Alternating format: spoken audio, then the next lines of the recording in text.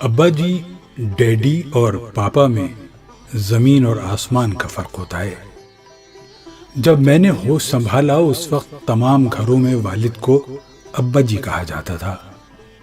اس دور میں ابا جی صرف بچوں کے لیے ہی نہیں بلکہ بچوں کی ماں کے لیے بھی خوف کی علامت ہوا کرتے تھے۔ ادھر ابا جی گھر پہنچتے اور ادھر گھر کے صحن پر سناٹا چھا جاتا۔ بچے گھر کے کونوں خدروں میں دبک جاتے اور بچوں کی اماں سر پر دوپٹہ اوڑھ لیتی۔ ابا جی کے ہاتھ سے تھیلا وغیرہ پکڑ کر مقررہ جگہ پر رکھ دیا جاتا اور ابا جی چارپائی پر بیٹھ کر جوتے اتارتے، جنہیں فوراً ایک طرف اٹھا کر رکھا جاتا۔ پھر ابا جی کوئی بھی حکم جاری کرتے تو فوراً اس کی تعمیل ہوتی۔ پھر ابا جی کو کھانا پیش کیا جاتا اور امی جان انہیں قریب بیٹھ کر کھانا کھلاتی، پنکھا جلتی اور سب بہن بھائی بھاگ بھاگ کر انہیں کبھی نمک اور کبھی چٹنی مہیا کیا کرتے تھے۔ ابا جی کے غسل سے پہلے امی جان غسل خانے کا معائنہ کرتی اور وہاں ڈبہ، تولیہ، صابن وغیرہ ہر چیز رکھ دیتی اور پھر ابا جی کے کپڑے استری ہوتے۔ ابا جی جب دفتر جاتے تو امی ان کو دروازے تک رخصت کرنے جاتی اور ابا جی کے روانہ ہوتے ہی گھر میں چائے خاموشی کے بند ٹوٹتے اور بچوں کی شرارتیں اور امی جان کی دھمکیاں شروع ہو جاتی کہ شام کو تمہارے ابا آئیں گے تو تمہاری شکایت لگاؤں گی۔ اس دور میں ابا جی کی دہشت ہر وقت بچوں پر چھائی رہتی تھی۔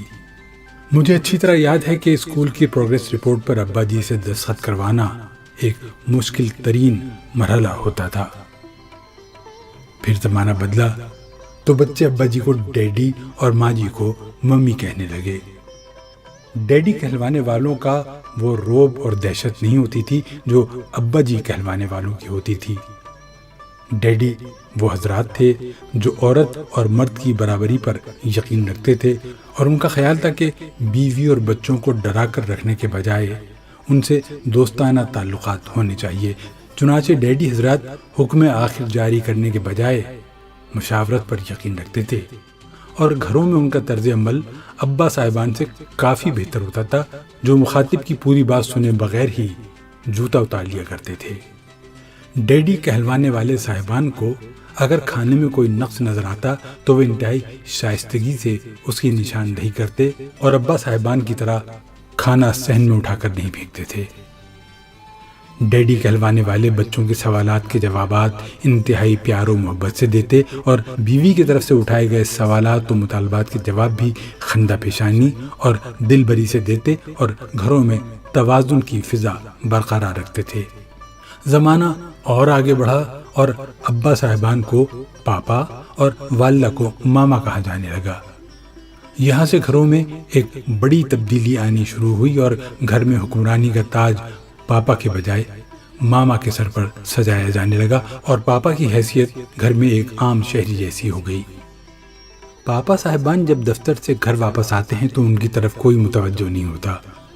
ماما ٹی وی دیکھتی رہتی ہیں اور بچے موبائل فون پر مصروف رہتے ہیں۔ پاپا حضرات کپڑے وغیرہ تبدیل کر کے کھانا مانگتے ہیں تو ماما کہتی ہیں ذرا صبر کریں، ڈرامے میں وقفہ آتا ہے تو کھانا دے دیتی ہوں۔ اگر پاپا موصوف زیادہ بھوک لگی ہونے کی شکایت کرتے ہیں تو ماما کہتی ہیں کہ دفتر سے نکلتے ہی فون کر دیا کریں، میں کھانا گیٹ پر ہی رکھ دیا کروں گی۔